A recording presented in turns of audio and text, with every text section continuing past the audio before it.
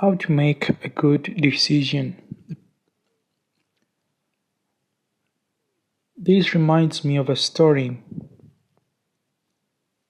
about Zen and the neglect of the physical. They were talking, I think I'm pretty sure it was Alan Watts, that he was talking to a Zen monk about the polarity of the neglect, that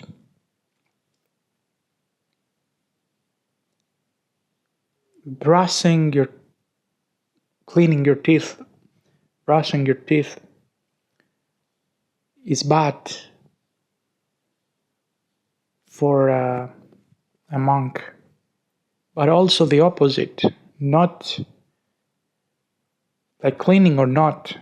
Again, even the opposite is off, because it's the neglect of the physical. Trying to find a middle way to not neglect the needs, or not the needs, what's in front of you, to accept the situation as it is. So what you have to do is both, not one or the other. You need to have enough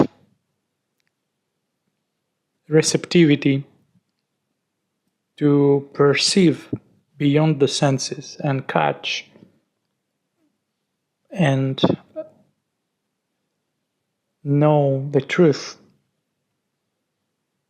and the purpose, the things you need to do and manifest. And then you need also to actualize and manifest them. You need to have a power of realization, of actualization. If you are very perceptive but you cannot actualize, then you will have a problem with people around you, not people around you, but your relation with the whole, with the world. And also, if you are powerful and you have weapons, or you're armed with stuff that you need, mentally armed, psychically, but you have no point, you have no use for them, what's the use then? What's the point? What's the meaning of this? You need both. So to make a good decision,